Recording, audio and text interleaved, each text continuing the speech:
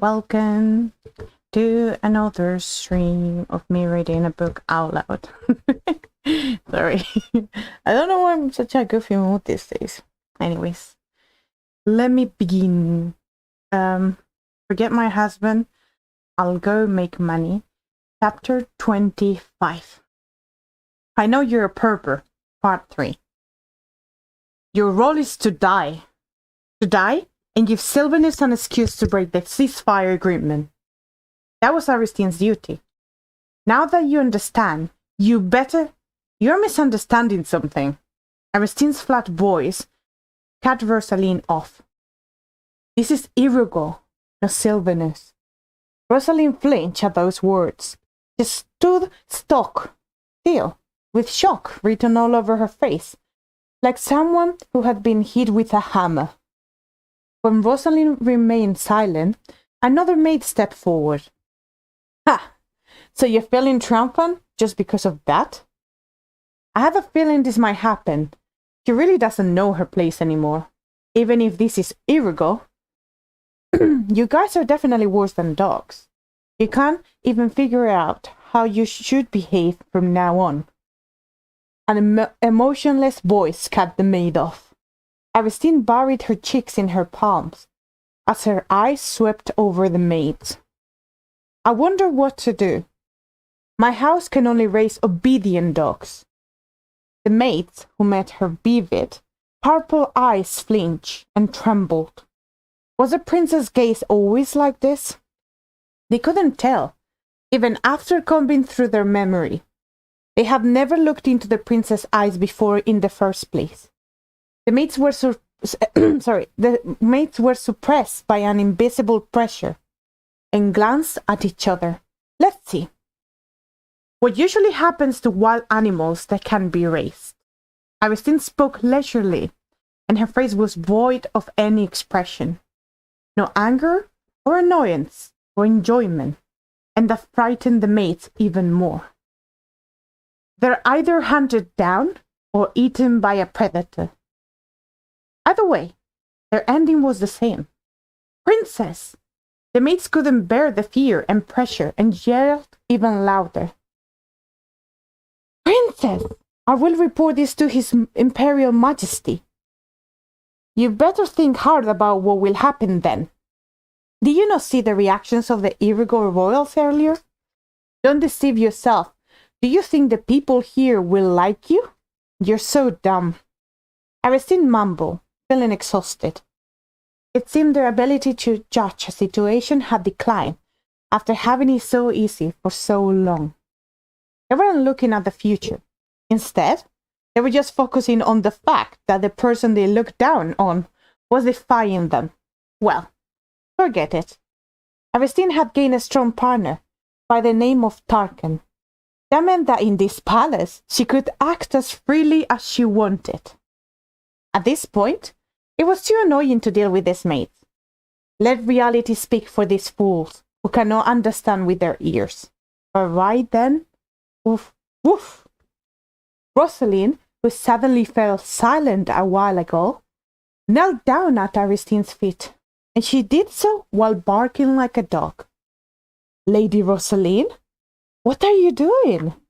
The horrified voices of the other maids rang out sharply in the room.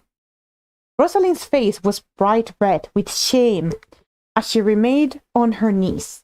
Despite that, she looked up at Aristine with eyes as meek as possible, like a dog looking at its owner. Oh my! Aristine's eyes widened slightly, but soon enough she smiled. From her monarch's side, she knew that she had to be relaxed in situations like this, and not show any surprise. Besides, Aristine was surprised by Rosaline's sudden change in attitude, not her imitation of a dog. Most of Aristine's character was formed in isolation, so her thinking process was somewhat unusual. She simply thought, since people can eat dirt if they're hungry enough, then surely people can act like a dog if they desperately want to appeal to someone. How cute! Aristine purposefully scratched Rosalind's chin. Rosalind's face flushed even more, but she obediently received the touch. So there was a dog mixed within the group. Her voice was soft and gentle, as though she was an indulgent owner who cared for her dog. Rosalind felt ashamed, but she did not rise from her knees. She could feel the other maids looking at her like she was crazy, but she didn't care, because her life was more important. This place is not Sylvanus, it is Irigo. The moment she heard those words, her mind was suddenly opened. Aristine had been docile the entire time, as if she couldn't even fathom resisting, so she thought she could control Aristine as much as she wanted, even after they came to Irigo. But if the princess had just been hiding her claws while acting obedient, then the maids did not have any connection to anyone in Irigo.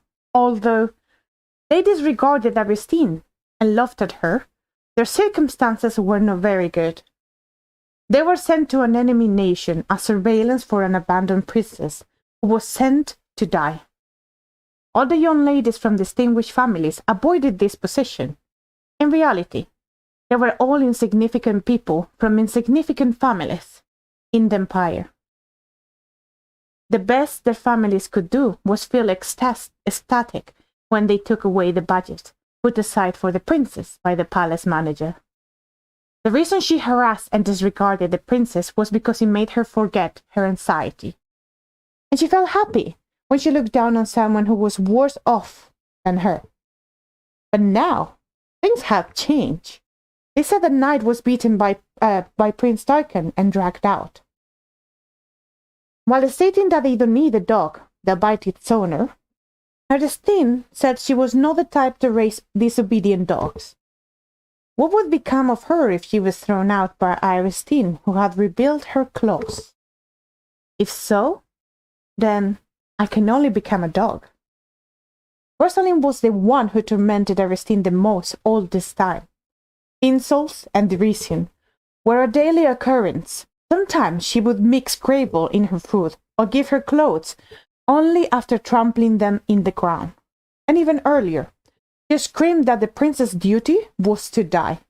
At this point, she wouldn't lose anything by behaving nicely. Since I'm doing this, it must be done correctly. Woof, woof. Rosalind barked obediently, while Aristine touched her. You are cute too. What an adorable puppy. Aristine looked down at Rosalind with satisfaction in her eyes. Until yesterday, not even this morning, Rosalind had looked down at Aristine in this manner. But how did she look now? Could she still say she was better than the rat-like princess? Rosalind clenched her teeth in humiliation, but she tried her hardest to relax her jaw. Aristine was currently scratching her chin, so she would notice Rosalind's behavior before even hearing the sound of Rosalind's grinding her teeth. If that happened, then this humiliating dog act would be all for nothing. I can't let that happen. Rosalind made her gaze as meek as possible and rubbed her face against Aristine's leg, which was covered in a soft cloth. You've lost your mind. The shock maids stepped away from Rosalind. Rosalind thought she wouldn't care no matter how they looked at her, but when she saw them avoid her, like she was feces, sparks flew from her eyes. The anger she couldn't direct at Aristine was directed to them. I thought she could read those thoughts. The dog owner ordered in a sonorous voice. You should grow up to be a hunting dog. Rosalind's dark green eyes flashed.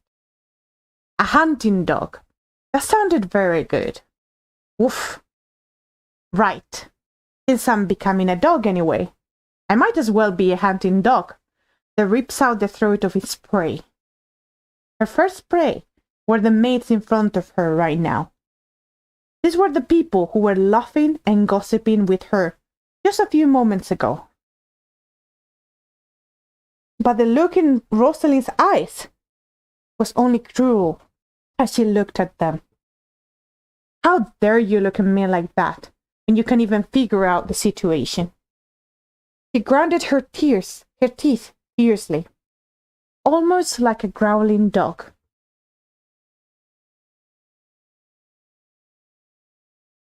Sorry. Rosalind no longer hid her clenched teeth. This haunting hound will hunt as its owner desire. It would tear down the prey, one after the other, till there was only one person left. Aristine. My last prey will be you. Rosalind smiled at Aristine, submissively. Acting like a dog was nothing. She could do it as much as Aristine wanted, but she could imagine the look on Aristine's face when she was beaten by her own dog, at the last moment.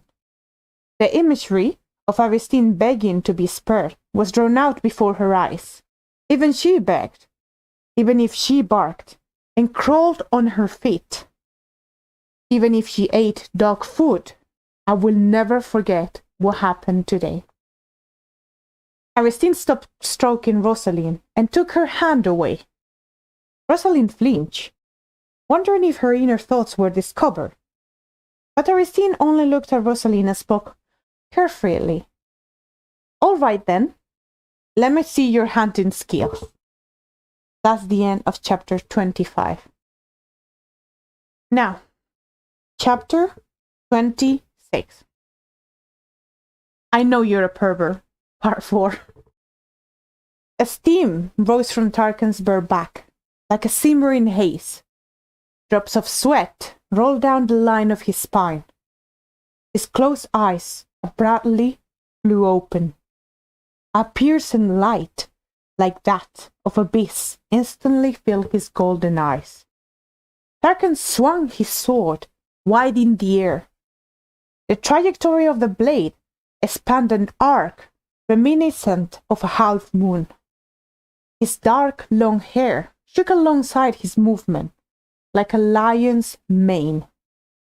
His surroundings remained unchanged, until Tarkan put his sword back into its scabbard.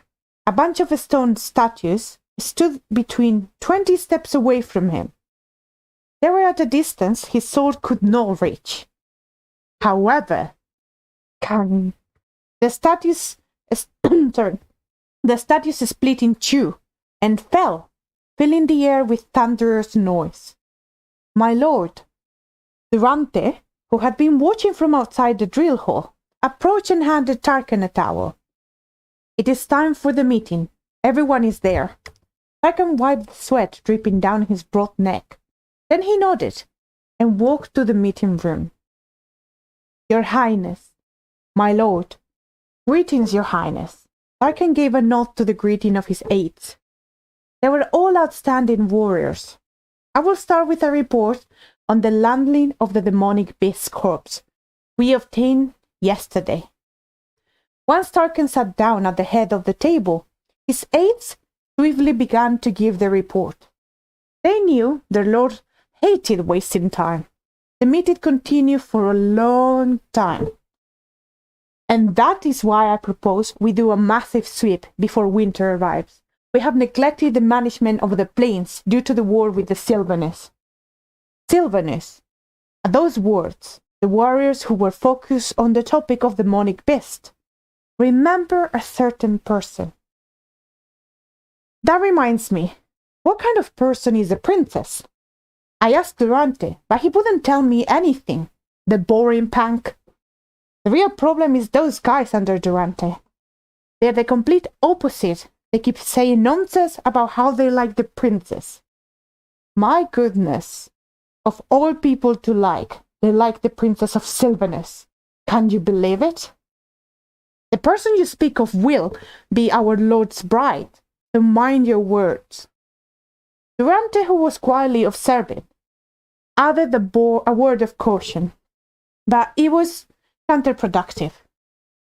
Why should I mind my words for the Sylvanian? Who knows what a scheme she brought here? The monotonous meeting hall quickly turned rowdy. These warriors were the type to live by the sword is faster than talking. It was no surprise for it to turn out this way. Tarkan watched this happen. Then he opened his mouth. Jacqueline. At his deep voice, the meeting hall, which seemed like it was about to become a battlefield, quickly turned quiet. Yes, my lord? Jacqueline was an outstanding warrior, but he was also an excellent strategist. Despite his ragged look and bulging muscles, he was the only civil official in here. Why did you not report that the princess was confined? You should have found this easily with a little investigation. When those golden eyes filled with reproach turned to him, Jacqueline flinched, like he was whipped. However, he felt wronged. I was definitely going to report it to you, my lord. It doesn't matter if you decided you were going to report it to me. What matters is if you actually reported it or not. The placid rebuke sounded like thunder to Jacqueline. He felt even more wronged. I actually told you. But, my lord, you said you didn't need to hear about it, so you didn't listen. Tarkan shut his mouth. When he thought about it, he realized he remembered something like that happening. He thought his only responsibility in the political marriage with Sylvanus was to keep the princess alive, for peace sake. His royal father, King Nephter, didn't only seek the end of the war through this political marriage. He intended to use the princess' bloodline to make up for Tarkan's political weakness. That is, his commoner mother. Knowing that, Tarkan refused to learn about the princess. After all, the prince's background would not affect him in any way. Tarkan had never once in his life been ashamed of his own blood. But to think, they thought he could only get closer to the throne by marrying a woman whose lineage was said to have noble blood. His royal father must think too lightly of him. I guess this is supposed to show how much he wants me to be his successor. He wanted to erase everything inadequacy that people pointed out about Tarkan and made Tarkan his successor. There was only one reason why he was so anxious. Tarkan himself didn't actually want the throne. He didn't reject it or desire it. He hadn't made up his mind yet. His temperament wasn't made for political conflicts, nor was he greedy for the position of king. But he knew that the moment his half-brother Hamil became king, everyone and everything related to Tarkan would be slaughtered.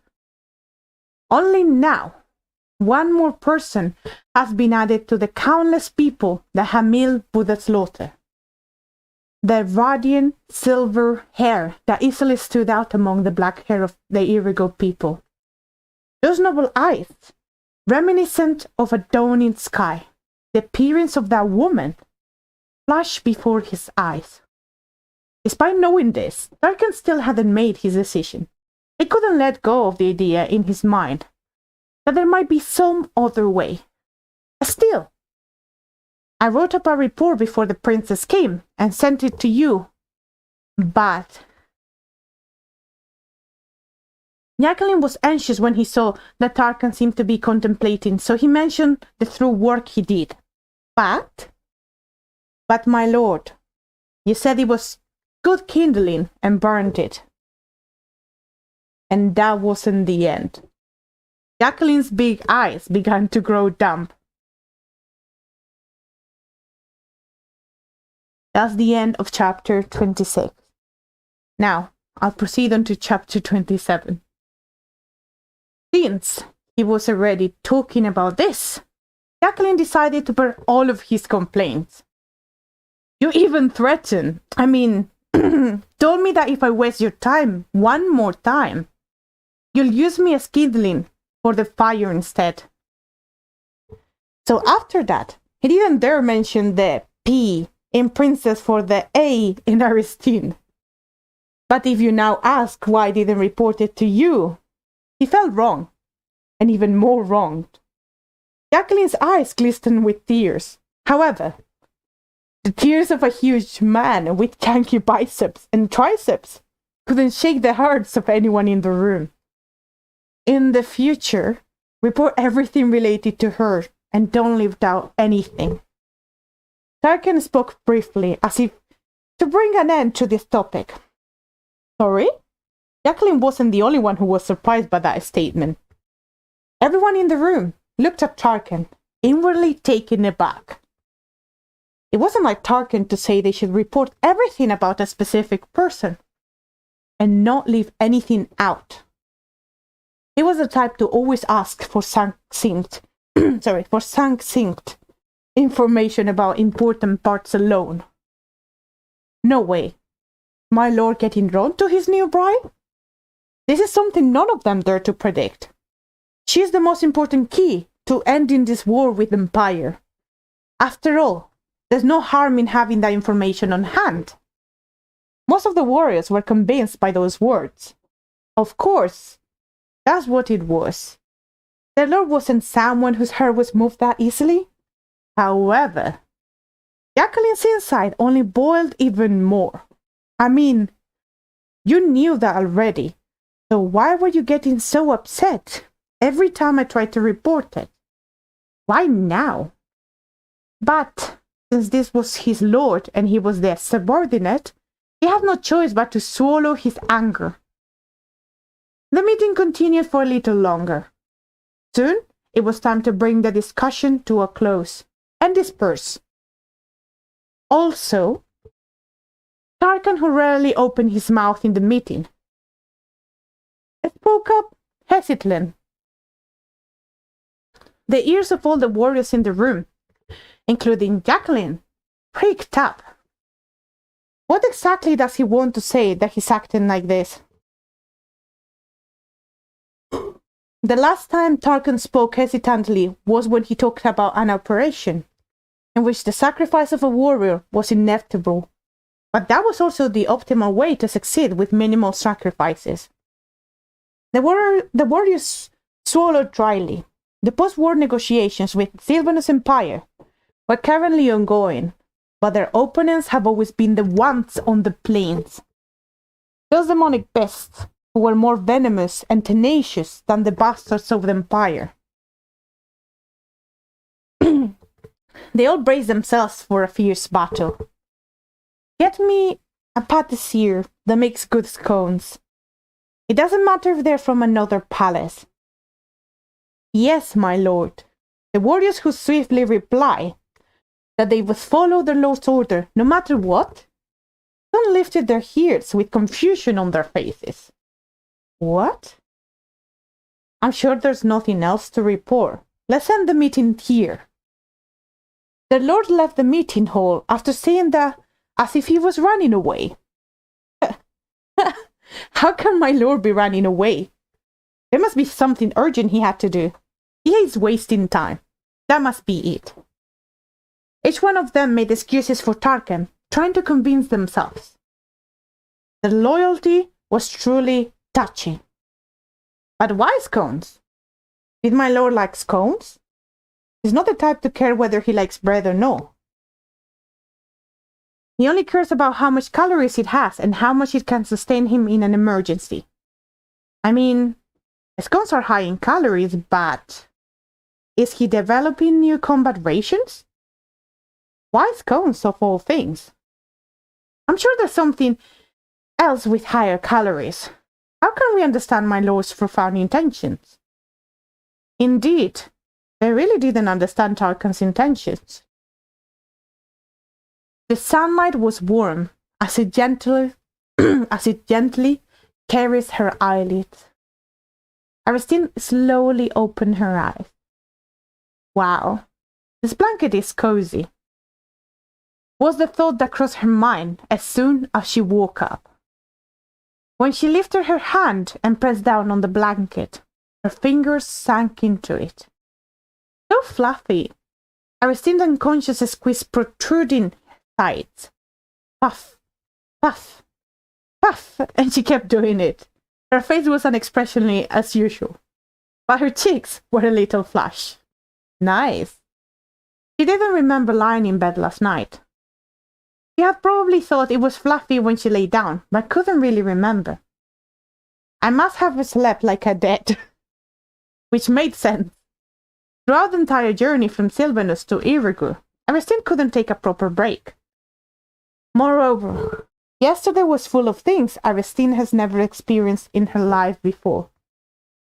Everything went well, but there was nothing she could do about the fact that her mind was exhausted. Still, how long had it been since she took a really clean bath, put on clean clothes, and lay on a bed that didn't shake? And they even have this fluffy thing. The pillow is fluffy too. Bam, bam, bam, bam, bam, bam, bam, bam, bam. Aristine enjoyed the sensation of hitting the pillow. Then she sat up and instantly froze in place. Tarkan? Because she looked up eyes with Tarkan, who was sitting at a table, a little farther away from the bed. I should have known when I felt the sunlight on me. This was not her place of confinement. Naturally. There were curtains around the bed to block the sunlight, since that sunlight was hitting her while she was asleep. It means someone had opened other curtains. Although it's normally a maid doing that to wake you up. Good morning. Or afternoon, I guess. Tarkan greeted her in a lazy voice. While bathing under the light of the afternoon sun, he glanced at the pillow in the middle of the bed and asked, "Enjoying yourself?" Well, it's quite soft. Aristine uncharacteristically replied evasively. Even someone like her felt embarrassed when someone saw her behaving like that. She quickly changed the topic. "Why are you here? Does a husband need a reason to go to his wife's room?" Tarkan had a slanted smile on his face. His words were peculiar, but they barely affected Aristine. She flashed him a similar smile and replied, "We're not married yet." This was exactly what she said yesterday. "So you mean I can come as I like after we are married?" Aristine simply gave Tarkan a blank stare from her seat on the bed, without replying. She raised a brow, as if to say, "What do you mean? You must have a lot of free time." This was the first time Tarkan was hearing the word free about himself since he was born. "How long have you been here anyway? You could have just woken me up. But instead, you waited. You don't have anything to do?" At Aristine's words, Tarkan's veins bulged. Of course he tried to wake her up. Why wouldn't he? End of chapter 27. That's everything for today. Tomorrow I'll do some more. And now if you want to see, I'm gonna do chapters for the other novel. Villain, you've got the wrong house. I hope you enjoyed it. And like, subscribe, and please support the original work of the author. Thank you very much. Bye bye.